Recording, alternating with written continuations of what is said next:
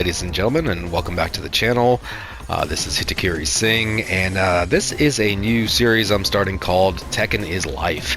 And I know a lot of you that feel the same are already nodding in agreement. It's like that. Yeah, it is. If you love this game, it is definitely like that. And a lot of people are intimidated to get into this game. They feel like it's going to be very hard, and I just feel like that's not true. This game is not very hard. It is complex. You don't have to learn the techniques to do amazingly full max damage combos that you see YouTubers or pros doing and things like that to have fun with this game. And you can end up doing really similar stuff that like does 4 less damage and have so much more fun. So it's the deepest fighting game ever created. This is coming from a Street Fighter 4 player. I played Street Fighter 4. I loved it. Well, I mean, I started off with Street Fighter 2 in the fighting game genre. Street Fighter 4, I was a pretty badass Akuma player. I styled my gameplay off of Momochi. I don't know if you know who that is. If you don't, look him up. You can probably find some old grainy YouTube videos about his stuff. But he is a phenomenal player. I hated Street Fighter 5. Those frame delays really messed up stylistic impressions and just the ability to play a character differently than somebody else. Every Ken I faced felt like the same Ken. Every Zangief, every character that I played me the same way, you know. Different characters had different variabilities on how they play in the gameplay, but I don't know, I just really didn't like it.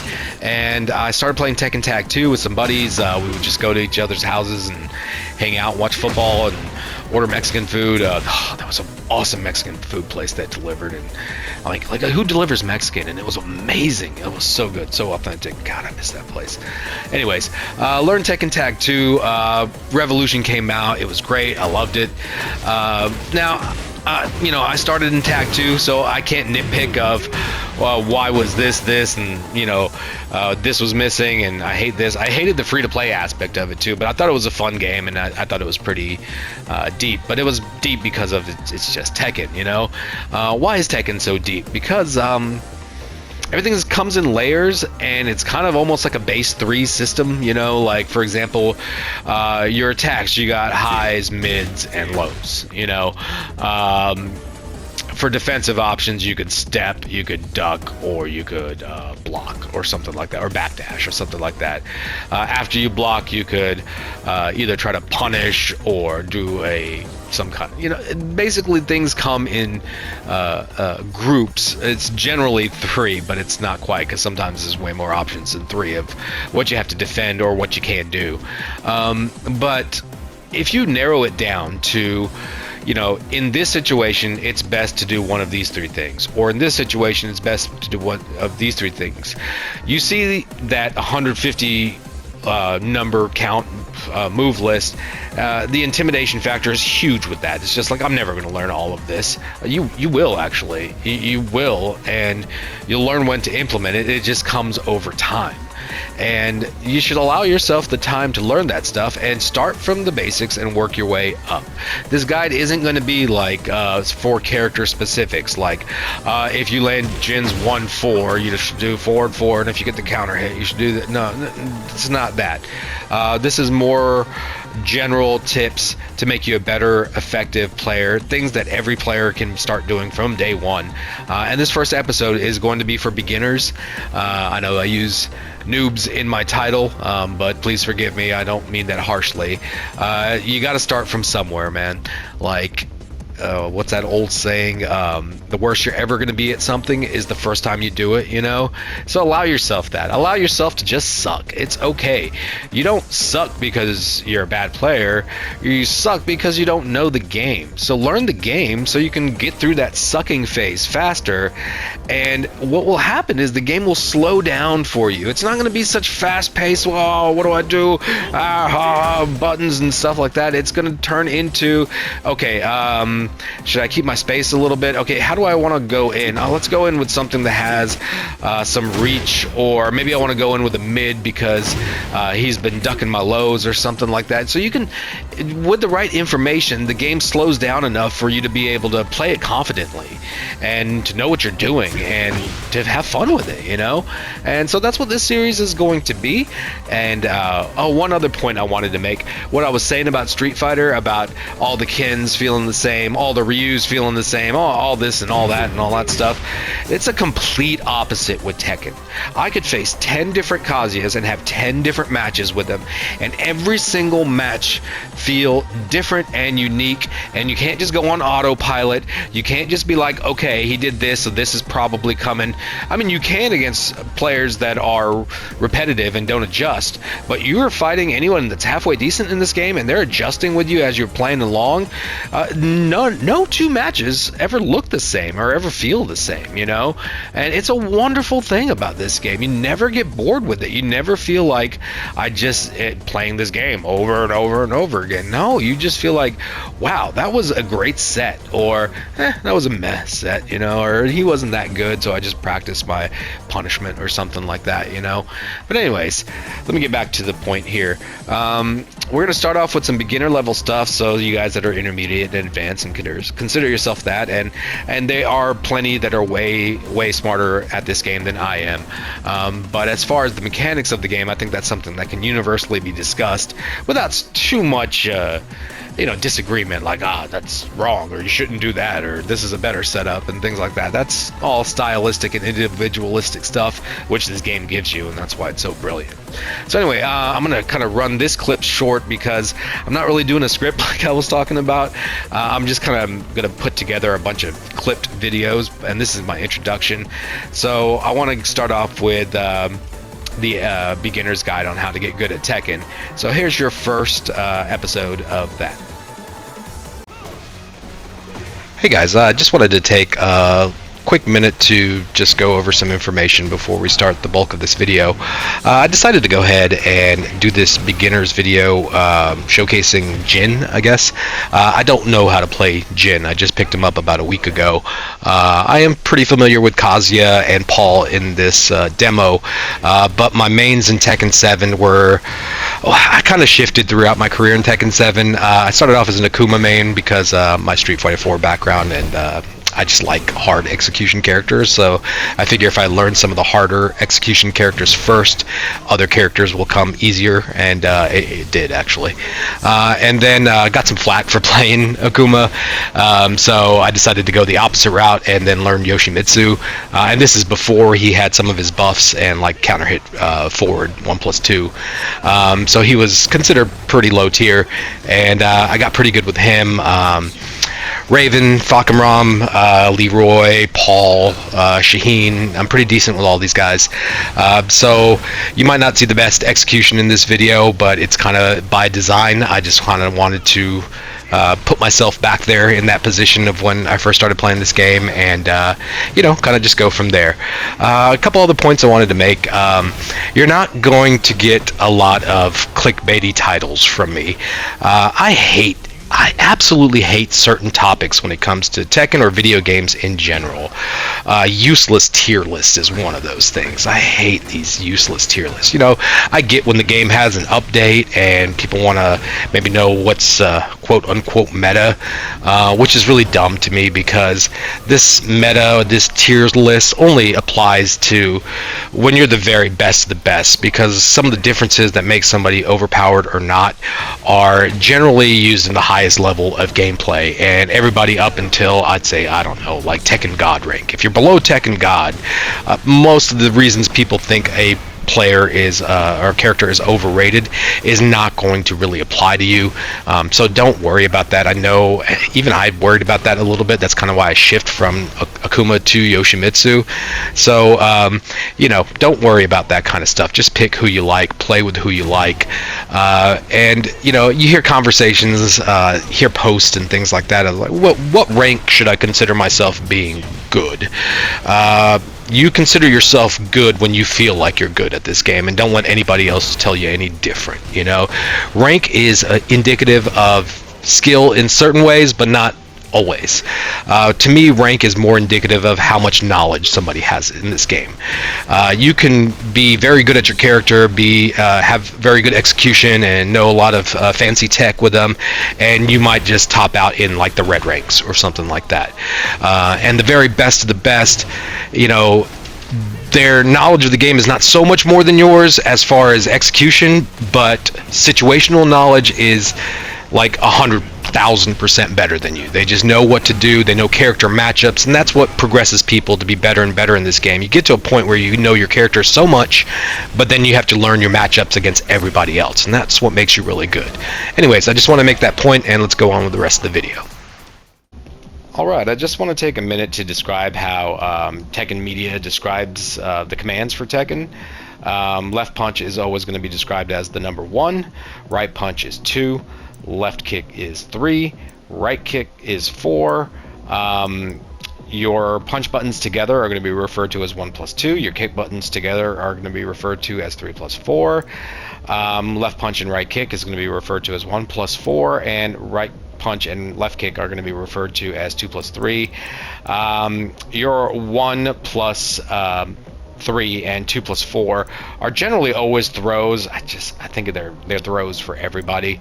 They're just not discussed as much as when you're looking at combo routes or certain techniques and people are describing what sequence of events to do. So now you'll understand where that's coming from. When somebody says down forward 2, it's using the down forward directional input and the right punch. Or back 3 is back and left kick. I hope that makes sense, and the rest of the video will go a lot smoother if you understand that. Alright, I guess we should start with how to select a character. I think this is a topic that gets overthought too much. You don't have to put a huge amount of thought into this if you're just starting the game. You know, just pick somebody that is aesthetically pleasing to you, like you like seeing what you're doing on screen. Maybe they have some cool looking combos, or this guy turns into a devil and blasts a laser out of his eye and it's really cool, like this guy has a sword, or Raven's got these phantom ninjas. So whatever happens on the screen that excites you, that makes you go, wow, that's cool, you know. It could be like, for me, I like characters that have combos or techniques that look especially brutal, like they would really hurt, or they do really high damage. I like high damage characters, even if they have huge drawbacks. I just like the ability to melt health bars, you know. So if you have a preference and have an idea of what you like to do, that can help determine who you pick. But don't overthink it. Don't think that you have to pick somebody whose input schemes naturally match your motions and stuff like that, because honestly, there's a beginner, intermediate, and advanced level of playing anybody, and just pick somebody up and you can learn some basics and some fundamentals of how to play the game. And even if you don't stick with that character, that knowledge that you picked up will transfer, because so many things in move list of any character are universal, like a down forward 2 motion, or you know, things like that, like a down forward 1 motion, and they're different in per character, but the concept of what they are and what they do are very similar across the board. So you can learn Tekken with anybody and you can transfer that information. So don't think about it too much. Just pick somebody you like and go from there. So I know what you're thinking. You're thinking, hey Sing, now that I've picked a character, what do I do now? Well, there's a couple things that you're going to want to immediately start learning, but before you learn those things, you're going to have some fundamental knowledge of how this game performs. So, you know, in Street Fighter, you have your quick punch, medium punch, heavy kick, and a lot of different fighters. You have a battle mechanic that's based on the speed of the moves, and they interact in a certain way that your heavier moves are going to get interrupted by your lighter moves, just because that's how they work. And that's no difference in how Tekken works, and all this information comes behind frame data. And everyone thinks that you got to know all this frame data to be any good, and it's just not true. You don't need to know every single thing about this game and all your frame data before you can consider yourself getting good and learning this game. At a beginner level, there's certain visual cues and things like that that you can just pick up. You just need to understand the concept. Okay, so what is a frame? A frame is a unit of time, 1/60th of a second. It's a micro unit of time. To put that in perspective, for most players, their fastest move is 10 frames. It's a standing jab in neutral. What it means to be a neutral is you're not putting any directional inputs behind this attack. You're just hitting the square/1 button as an attack. As you add directional inputs to your button, like forward and forward and that button does nothing, but back and 1 does another move that links up to this. But that move has slightly more frames. I believe it's 12. You can do down forward 1, which is going to be 13 frames for Jin, and for most characters that's going to be somewhere between 13 and 15 frames. His neutral 4 is, I believe, 12 frames. So these speeds of your frames dictate how your moves are going to interact. Which move is going to have priority when it connects, which move is going to be counter hit, which move might not even connect at all because you just don't have the time to do it. Excuse me. In a certain situation like a combo or something like that. It's not something you have to obsess over and worry that you're going to need to know all this information before you can do well in this game. Just know that the game kind of tells you when you're in good situations and bad. So when you're in a good situation, you're in a frame advantage. What does that mean? Okay, let's say somebody says my 1 jab puts me in a +6 situation. What that means is I have, as the attacker that connected that attack, 6 extra frames that I can act before you can act. Now watch your stagger. You see that animation of you kind of knocking your head back before you come back up? So those frames that stagger is happening, you can press buttons, it's not going to do anything, but I can still press buttons. So if you have a stagger, and let's say that puts you in a -6 because I'm in +6, so you're going to be in -6. Now if we both go for our down forward 1s, mine's 13 frames and yours 13 frames, mine is always going to hit you and interrupt, and you're never going to connect mine. You're never going to connect to me, even though we launched our moves as quickly as we possibly could. I'm in that frame advantage, you just can't do anything, and that's what kind of dictates on how you want to predicate your offense. You know, generally there's a flow of doing lighter moves to get these lighter stuns. Now watch this. I'm doing my down forward 2. Look at that animation. He gets stunned, he gets pushed back, he's grabbing his stomach, but he's going to get back into neutral. So that's a bigger frame advantage. He is in a better or a worse situation, and that's the situation that you want to do the frames that have more moves, like a launcher. Launchers generally have much more frames, but their advantage is they knock you up, so you guys can start, performing your combos. And my combos game is terrible. So launcher, combo, just something simple.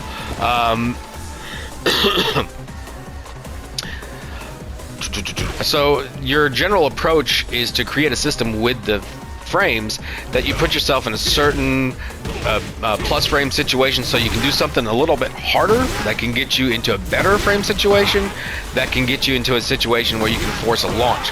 Well, you can say, well, that guy can just block it after that. Yeah, but then I have no other options coming out of that.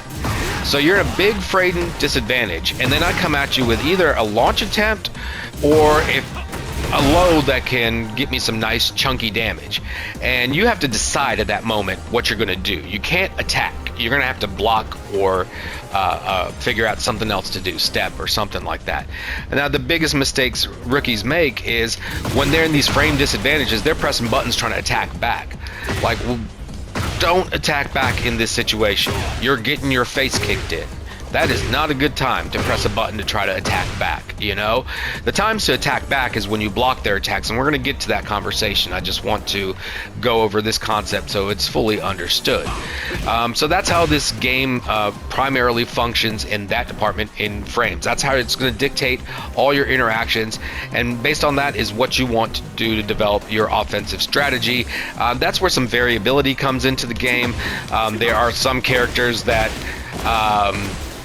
you know, have better jabs or better mid frames or super good lows, or they can get into stance situations that you can't even connect a high with, you know, like this stance right here. Any high that you do will go right over. So in that situation, a frame might not even matter because I'm just going to be able to avoid and crush it. So, but the situations of where your frames and what standings those are in are going to determine all that. So don't worry about the numbers. You're not going to want to be a masochist and look up all these charts and things like that. Just understand that concept and let the game kind of show it to you in the beginning. Now guys, I know this is not probably the best information for people that are a bit more advanced, but bear with me. These people are brand new to the game. We don't want to overwhelm them and start throwing just a lot of numbers at them, because at the end of the day that information will come, because there's so many things in Tekken that are kind of universal or just can be considered universal, like you know, once you get familiar with the game, you realize that when you're coming up from a crouch into a wall rising situation, every character has about 4 options. You have, let's say, a wall rising 4, which is 11 frames generally for almost every character. You know, so once you learn that with one character, that's going to transfer into any other character you try to play, you know.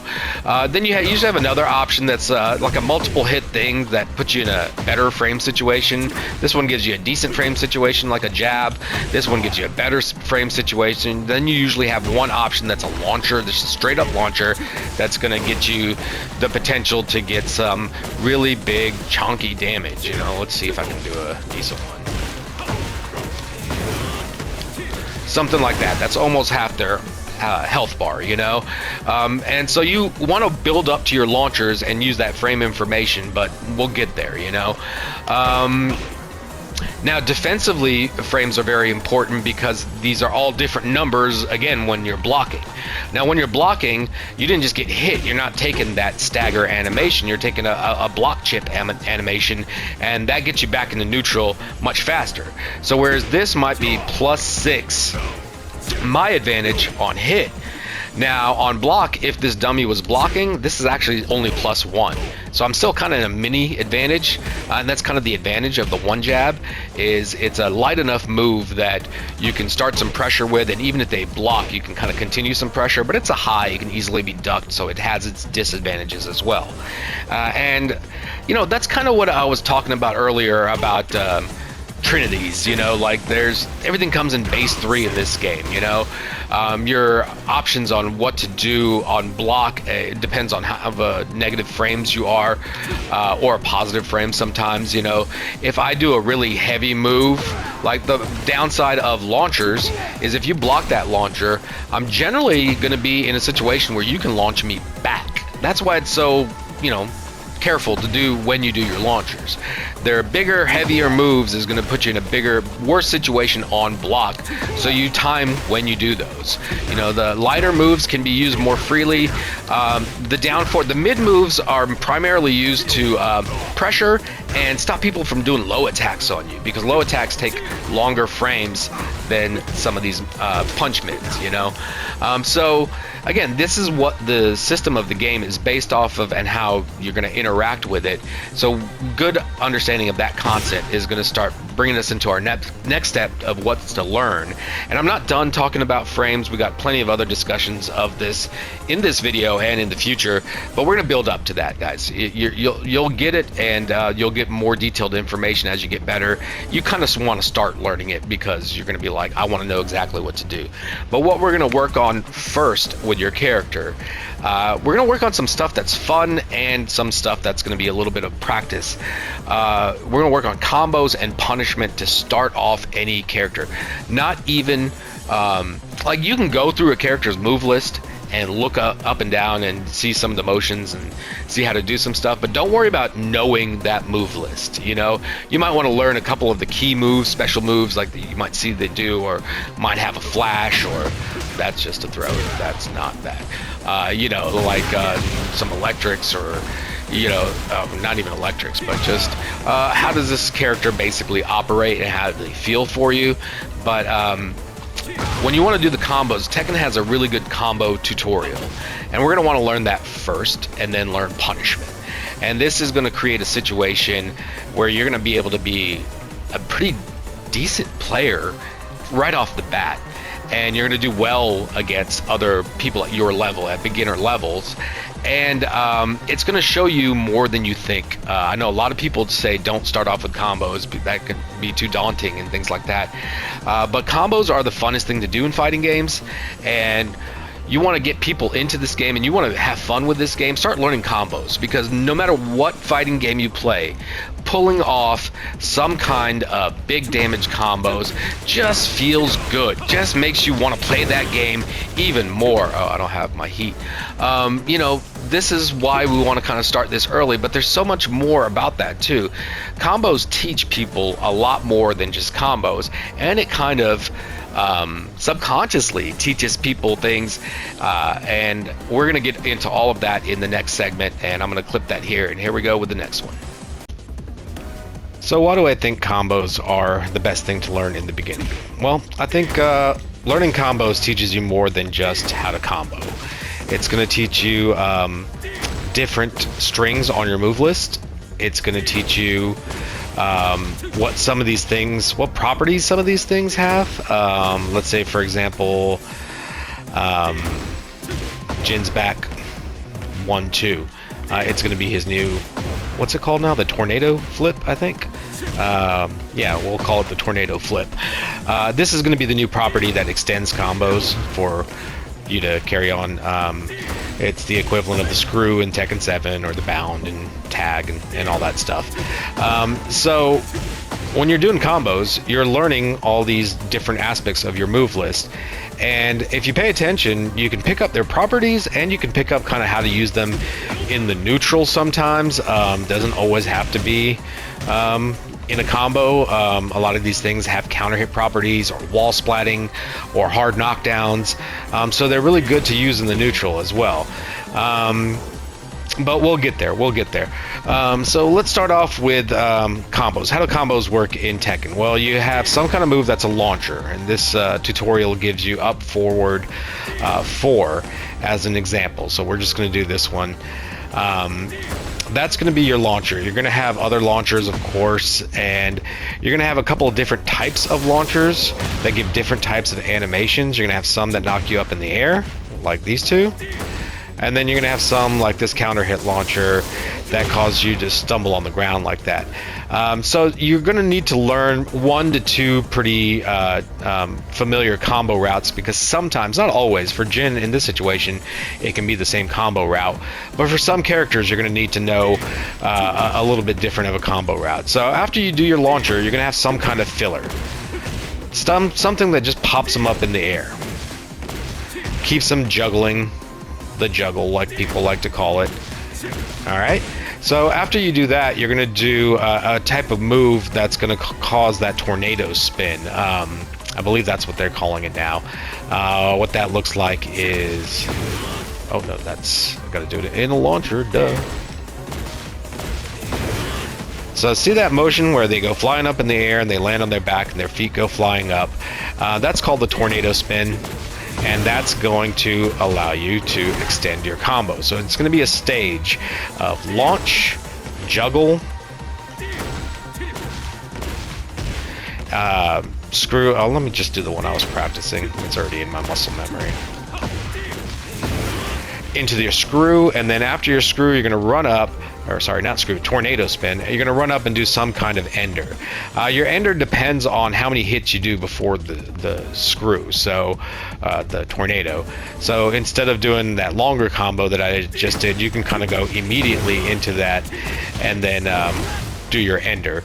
And then you can have combos that are kind of more front heavy, where you're doing more of your juggles up front, or you can have combos that you end up let's just say you go immediately into that that tornado, and then you have, it's kind of more back heavy, where you're doing more, I don't know too many, oh yeah I do.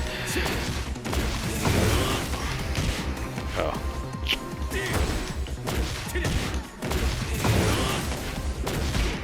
That was the same one. There's another ender he has that's 4 hits, but it will not connect if you do too many hits before the tornado flip. Trying to demonstrate that, but as I said, I'm new to this guy as well. That's back for. Oh, there we go. My bad. My bad. I see what I'm doing. Why is sidestep coming out?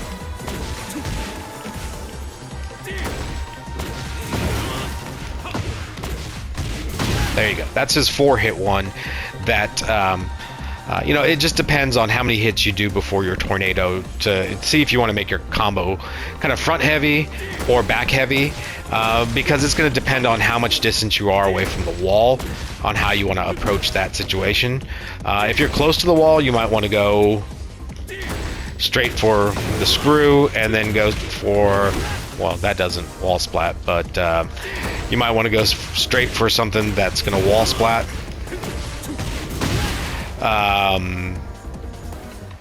Oh, I'm doing closer. If you're closer, then we do something that doesn't take as much distance to wall splat. But that's your basic formula. You're gonna rinse and repeat with that launcher. Every character has several different types of launchers.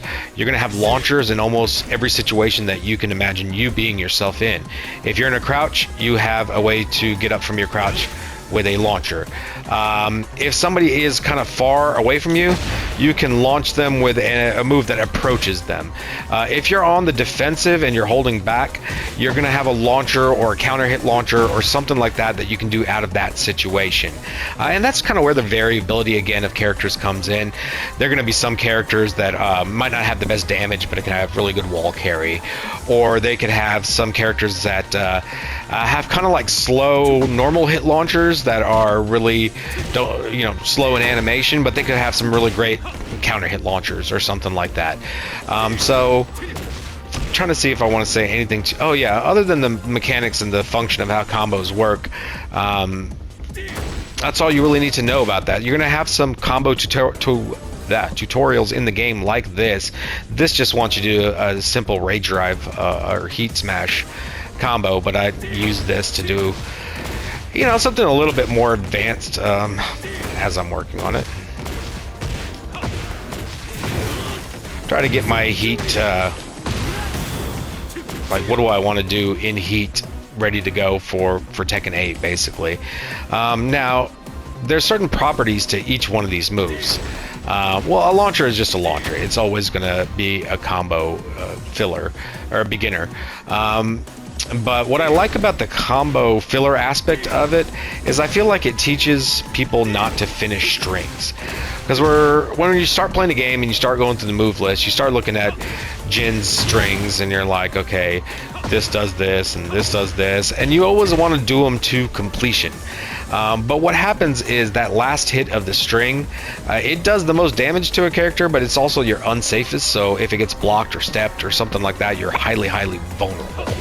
And so you want to limit your opportunities that you're in that. So you want to not finish your string sometimes. Sometimes you might want to, like, maybe see if you can fish for a counter hit or something like that. Like you can just do a part of it and then kind of see what your opponent does, and sometimes there's different properties to different moves in your string. Like the second hit of this string for Jin is a counter hit launcher, like that. See, it does that same crumple stun. But I can. All right, I cut that last clip a little short because I started rambling a little bit. But basically, what I was just trying to say is a lot of the properties of the moves you do when you're in combos are going to have some beneficial effects in your neutral gameplay, and I just feel like it gets you more familiar with the move list and when to use these things. One thing I didn't touch upon is wall combos. So like I was saying, after your tornado flip, you're going to do some kind of ender. So the ender is going to let's see if I can do the big boy. Nope. And this is why the D-pad gives me so much trouble, guys. There we go. It just took me forever to do my electric, and it's just not coming out well with this D-pad. Alright, I'll just do this to show people.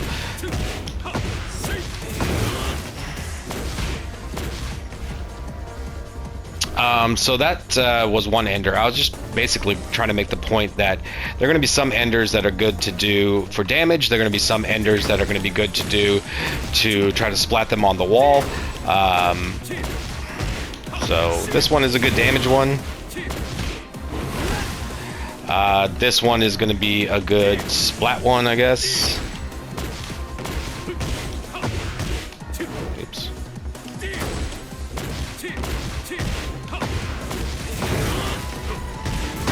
See how it blasts them back like that? It's going to splat them against the wall.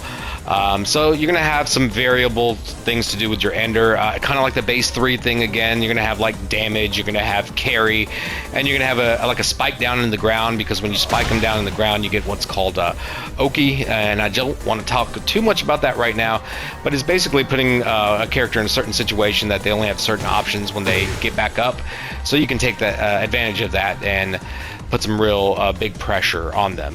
And then once you got them to the wall, they're going to be splatted up against the wall. And actually, you know what? I'm going to clip this short here and switch over and show some wall combos. Alright, so wall combos. Let's get the guy to the wall. Let's get him on the wall. Oop, didn't get him on the wall. And then let's ruin his day on the wall. There we go.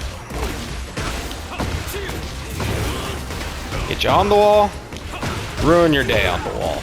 Look at that. That's over half their health. That's a huge chunk of their life. You do 2 of those per round, game over. And in some ways, that's gonna, or a lot of ways, that's gonna make a big difference in the guys you're fighting in the beginning, because you're gonna have the ability to do some big damage, and really you just have to force like 2 mistakes and the round is yours. So just because you have that capability, and even if you're not implementing it all the time, but the fact that you can do that is gonna take so many more matches from somebody that can, especially early in your Tekken career. Let me show you a couple of things about wall combos as well. So that was a combo splat onto the wall and did some kind of ender, okay? So if you splat them on the wall without doing a combo, the tornado spin of the combo, so you can do anything from the launcher forward, as long as it splats and you haven't used your tornado move, you can now use it at the wall to resplat them, and this works for everybody.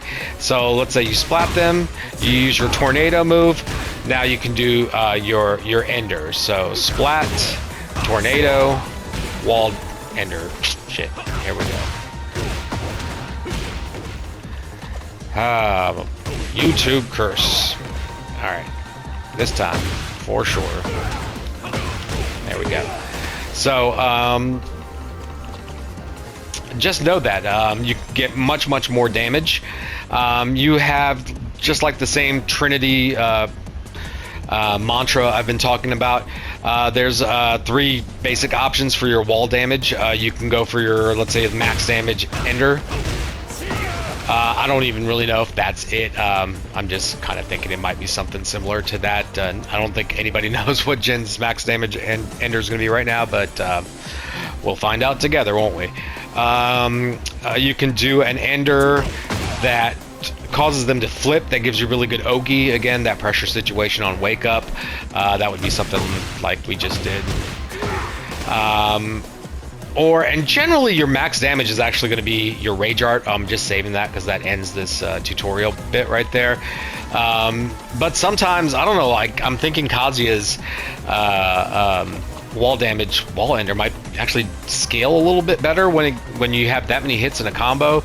It seems to do a little bit more damage in his rage, but I'm not really sure. But that would look something like this.